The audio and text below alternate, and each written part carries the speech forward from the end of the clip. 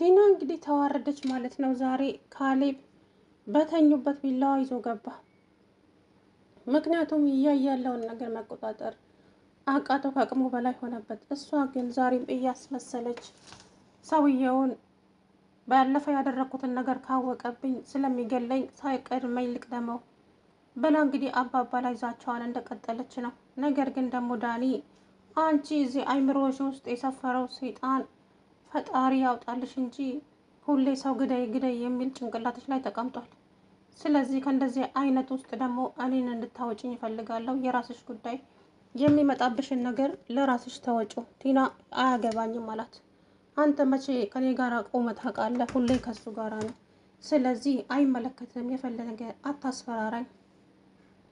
ካሌብም እንግዲህ ትሁት ስትጮህ አስደነገጣት። ምክንያቱም ያላሰበችው ነገር ነው የሆነው። ካሌብ አክስቴ ትመጣለች እንጂ ራሴን ቀይሬ እንደዚህ እመጣለሁ አልነበረም። እሱ ግን ከአባቱ ጋር ተነጋግሮ ነው እንደዚህ ያደረገው። ከዛ በኋላ ትሁት ካሌብን ስታየው ጩኸቷ ልቅቅ ስታደርገው ትሁት እባክሽን ነገሮችን አታበለሻብኝ፣ እባክሽ ዝም በይ አላት። ከዛ በኋላ ትሁት ምንድን ነው ካሌብ፣ እንዲህ ያላሰብኩት ነገር ሆኖብኝ እኮ ነው። አረ ምን ጉድ ነው? ዝም በይ ያልኩሽ እኮ በቃ እኔ እያየሁ ያለሁትን ነገር በቃ መታገዝ አቅቶኛል ካሌብ፣ አለበለዚያ በጊዜ ቋጫው ይሄንን ነገር፣ ወይም ደግሞ ትዕግስት ይኖርና እስከ መጨረሻው የሚያደርጉትን ነገር ተከታተላቸው። ከዚህ በለጠ ብዙ ነገር ታያለ። እሷ ብዙ ነገር እያደረገች ነው። መቋቋምና አቅሙ ካለክ ብዙ ነገር ታያለ። በቃ አንቺ ብቻ ትዕግስት ይኑርሽ እንጂ እኔማ እማደርገውን እኔ ያሳይሻለሁ ትሁት አላት። እሷም እሺ አለች። ካሌብ ያየውን ነገር ማመን አቅቶታል። እስከ ዛሬ ድረስ እያደረገች አለችው ጭራሽ። ዳኒ ደፋሩ ደግሞ እዚህ ቤት ውስጥ አባዬ እህትክ መስማትም ሆነ ማውራት አትችልም አይደለ ሲለው፣ አዎ አትችልም። ምን ነው ሚስጥር ልታወራ ነው እንዴ? አዎ ሚስጥር ከሆነ አትሰማም፣ እንደዚህ ግን ትሰማለች ሲል፣ እውነትህን ነው ሲለው፣ አይ እንዴ አንተ እንዴት ነው የምታስበው? መስማት ለይቶ ይሰማል እንዴ? አትሰማም አትለማም አለው። እሺ አባዬ የሆነ ነገር ላስቸግር ፈልጌ ነበረ። ምን ልርዳህ የኔ ልጅ? ግን ይሄንን ነገር ስልህ ማንም መስማት የለበትም፣ ካሌብም ሆነ ትሁት ማለት ቲና ብቻህንም ጠይቀህ። እናም በቅርብ ጊዜ እመልሳለሁኝ በአንድ ወር ውስጥ አለ። እናም ገንዘብ እንድትሰጠኝ እፈልጋለሁኝ። የሆነ ስራ አግኝቼ ነበረ ቤት ከምቀመጥ። አዎ ላንተም ጥሩ ነው የኔ ልጅ፣ ቤት ውስጥ ከምትቀመጥ እና ሀሳብ ከሚበታተን ስራ ብትጀምር ይሻልሃል። እሺ አባዬ ያለ። ከዛ በኋላ እና ታዲያ እኔ ምን ልርዳህ? ብር እንድትሰጠኝ ፈልጌ ነው። እሺ ስንት ብር? 4 ሚሊዮን ብር ሲል አባባ በሳቅ ብትን ብለው ሳቁ። ከዛ በኋላ ካሌብ ወገግ ነው ያለው ልቡ። እንደው ድፍረቱ 4 ሚሊዮን ብር ስጠኝ ሲል አለማፈሩ። እና ደግሞ ቲና ለምንድን ነው እንዳትሰማ የፈለግከው? ካሌብስ ለምንድን ነው እንዳይሰማ የፈለግከው ሲሉት አባባ አይ በቃ ሁሉን ነገር ሰፕራይዝ አደርጋችኋለሁ፣ ስራ አግኝቼ ተለውጬ ሰርቼ ሰፕራይዝ አደርጋችኋለሁ ብዬ ነው። እንደዛ ነው እንዴ አሉ አባባ ማለት ነው። በሱ ቤት አባባ እንግዲህ ምንም ነገር አያውቁ።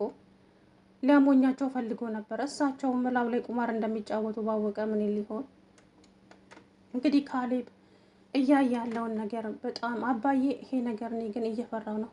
አሁን አንተ ማስታወስን ብታውቅ ምን የሚፈጠር ይመስልሃል? ሳትቀድመኝ ልቅደም ነው የምትለው። ስለዚህ ይህን ደግሞ እኔም ጠንቅቄ አውቃለሁ።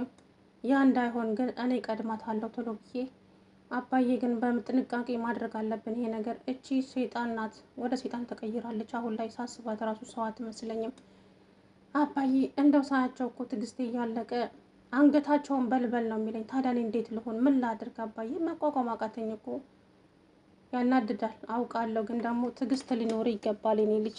ትዕግስት ከሌለ ያሰብንበት ቦታ ላንደርስ እንችላለን። ስለዚህ ትዕግስት ይኑር ካሌብ አሉት አባባ። እሺ እስቲ እንግዲህ አባዬ ፈጣሪ ትዕግስቱን ይስጠኝ እንጂ እኔማ አልቻልኩም አለ ካሌብ። ከዛ በኋላ እሺ ተባባሉ። ትሁትዬም እንግዲህ ስራዋን ቀጠለች። አባዬ መጣ። አባዬ ሲመጣ ፈገግ አለች። የኔ ልጅ እንዴት ከርመሻል? እንዴት ነሽ? ደህና ነኝ አባዬ። ምነው ጠፋክ? ዘመድ ጋር ሄጄ ነው የኔ ልጅ። እንዴት ነሽ ሲሏት ደህና ነኝ አሉ። ከዛ በኋላ እንግዲህ ካሌብ ከአባቱ ጋር ልብሱን የት እንዳወለቀ አላውቅም ዘና እያሉ፣ ወይኔ አባዬ የሴት ልብስ እየለበሱ እኮ እንደው መንጎራደዱ አስጠላኝ። አዎ ሁሉም ነገር በቦታው ሲሆን ነው የሚያምረው እኮ። ሴቶቹም የወንዶችን ሲለብሱ ይጨነቃሉ። እኛም ደግሞ ያለመድነው ነገር ስለሆነ ነው።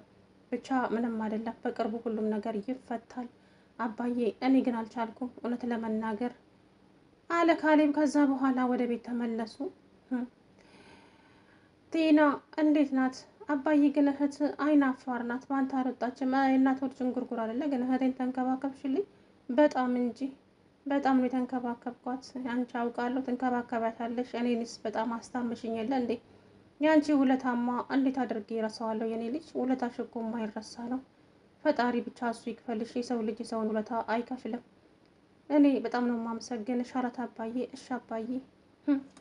ከዛ በኋላ ቲና ይሄ ሰውዬ ግን ምንም አላማረኝም አዝማሚያው፣ ግን አንቺ በጥንቃቄ አድርጊ። እኔ ግን ትሁትን እየፈራዋት ነው፣ ታጋልጠናለች እንዴ?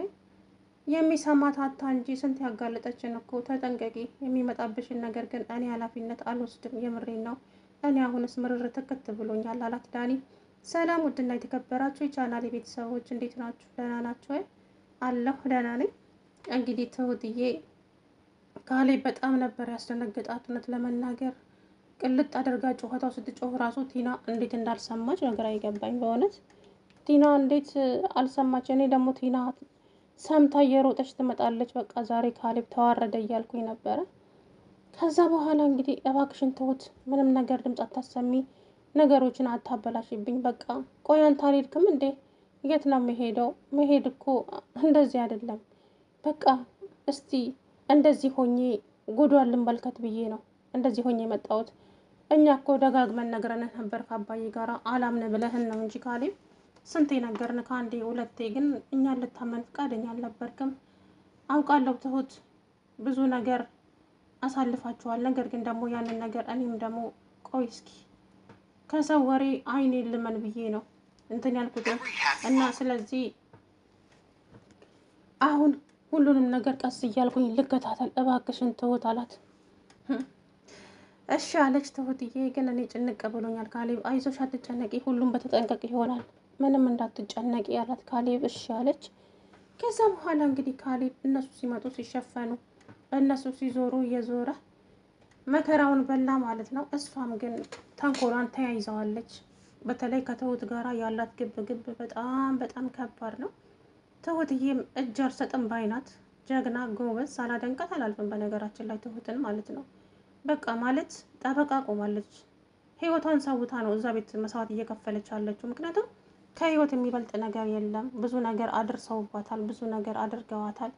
እሷም ደግሞ የመጣው ይምጣ እንጂ እኔማ አባዬንም ካሌብንም ሆነ ሲጫወቱባቸው ዝም ብዬ ማየት አልችልም። ስለዚህ የመጣውን ሁሉ ጋፍጣለሁ እያለች እንግዲህ ከቲና ጋራ እንካ ሰላምታ እየተመላለሱ ይገኛሉ። እሷም ደግሞ እንዴት ነው ይናቅሽኝ? ለነገሩ ታዩ እሱ ቢያከብረኝ ኖሮ አንቺም ታከብረኝ ነበረ። ስለዚህ እሱ ያላከበረኝን አንቺ አንድ ተራ ሰራተኛ እኔን ልታከብሪኝ ነው እንዴ? ቲና አንቺ ሰው ስታከብሪ ነው ሰው የሚያከብርሽ። ስለዚህ አንቺ ለሰው ክብር ሳትሰጪ ሰው ክብር ይሰጠኛል ብለሽ አትጠብቂ። እሺ ተሳስተሻል። አንዳንዴም እንደ መሀይም አታስቢ እንጂ አለቻት። ከዛ በኋላ የእኛ ተማሪ አንቺማ ተምረሻል፣ እኔን ለመምከር በቃሽ። ስም ይኸውልሽ ሰው በለበሰና በዘነጠ አይደለም ጭንቅላቱ በማሰብ እንጂ። ስለዚህ እኔ ደግሞ የአንቺን አክል ባልማርም ተምሬያለሁ አለቻት ትሁቴ። እንግዲህ ቲና እንዴት እንደዚህ እንደናቅሽኝማ እኔና አንቺ እዚህ ቤት ውስጥ አብረን አንቀጥልም። የምሬን ነው። የአንቺ ነገርማ በቅቶኛል። ከዚህ በኋላ መቋቋም አልችልም እያለች እንግዲህ ቲና ተቋቋምሽም አልተቋቋምሽም የራስሽ ጉዳይ ነው በእናትሽ አለች። ከዛ በኋላ ዳኒና ቲና ወጥተው ሄደው ነበረ። ካሌብ ሆዬ ሄዶ የራሱ አልጋ ላይ ለሽ ብሎ ተኛ። አልጋው ላይ ፈንደስ ብሎ ተኝቶ እንግዲህ ካሌብ አውቆ ነው እስቲ ምን ይመጣል እያለ ከዛ በኋላ እሷ ከዳኒ ጋር እየተላላሰች መጣች። ስትመጣ አንቺ ትሁት እንዴት ነው እዚህ አልጋዬ ላይ እቺ የማንም ሴትዮ መታ መጥተኛ? አንቺ የማንም አይደለችም። በመጀመሪያ ደረጃ ንግግርሽን አስተካክሊ። የማንም ሰው አይባልም እሺ። ሰው ሰው ነው። ለሰው ክብር ይኖርሽ እንጂ። ደግሞም አታውቅም፣ ስለማታውቅ ነው። በቃ እንድታውቅ አድርጊያታ። ይሄ አልጋ የኔና የዳኒ ብቻ ነው እሺ፣ የማንም እንዲሆን አልፈልግም ማለች ቲና። አሁን ነይና አስነሻት። ከዛ በኋላ ቲና ካሌብን ነካ ነካ አረገቻትና ካሌብ ሽፍንፍን ብሎ እንዳያዩት ወጣ። ከዛ በኋላ እሷ እንግዲህ አለሟን ትቀጫለች ከዳኒ ጋራ። ካሌብ በጣም ተናደደ፣ ስሜታዊ ሆነ። ዛሬስ በጣም ብሶበታል በቃ ተናዷል፣ የመጨረሻ ማለት ነውና ምክንያቱም ልጅቱ እያደረገች ያለችው ነገር በጣም ያሳፍራል፣ በጣም ነው የሚያስጠላው። እናም እንግዲህ ቲና እኔማ ይሄንን ነገር ማናት ትሁት በቃ ከዛ በኋላ እሷ ካሌብ እንደሆነ አውቃለች። ከካሌብ ጋር እየተሳሳቁ ካሌብ ሳሎን ቁጭ ብለው መጡ እየተጋጋጡ ከዳኒ ጋራ። ከዛ በኋላ ትሁት ጠረጴዛውን እየወለወለች እያለ ስሚ አንቺ ምሳ የለም እንዴት? ዝም እያናገርኩሽ እኮ ነው፣ ልሰራ ነው፣ እየደረሰም ነው፣ ተረጋጊ ቲና አለቻት። እስካሁን እንዴት? ምሳ ሰዓት እኮ ነው፣ እንዴት በሰዓቱ ምሳ አታቀርቢም? ይደርሳል፣ ቤቱን ላጽዳ መጀመሪያ። ቤቱ አይታይሽም እንዴት ተመነጫጭሮት? እና ስራሽ እኮ ነው። ስራሽ ምን ይመስላል ነው? እኔ እንዳጸዳልሽ ፈልገሽ ነው? እኔ ያንቺን ጽዳትም አልፈልግም ቲና እባክሽን ተይኝ። ይደርሳል ሁሉም ነገር። ከቸኮልሽ ደግሞ አቅርበሽ መብላት ትችያለሽ። እኔ ቲና ነኝ ክችን እመገባለሽ። አንቺማ ክችን እንዴት ትገቢያለሽ?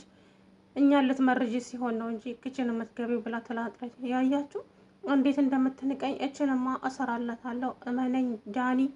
እሷን ነው መጀመሪያ ከዚህ ቤት ማሰናብታት። ከዛ በኋላ ያንን የማይረባ ሽማግሌ ከነ ልጁ ስል ዳኒ ማነው ካሌብ ከተቀመጠበት ቀስቀስ አለ። እች ደግሞ ምን ያንቆራጥጣታል? ትሰማለች እንዴ እያለች እንግዲህ ሁለት ልብ ናት ማለት ነው። እኔ ከእንደዚህ አይነት ከአስመሳይ ሰው ፈጣሪ ይጠብቃችሁ ጎበዝ።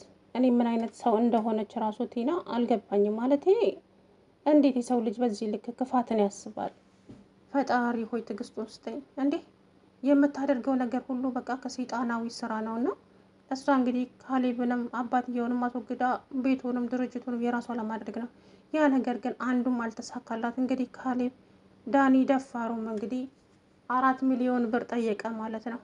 የድፍረቱ ድፍረት እኮ ደግሞ ትንሽ ገንዘብ ሰውን አይጠይቅም እንዴ? ሰውየው አያውቅም ረስቷል ነው ይጫወትበታለሁ አጀብ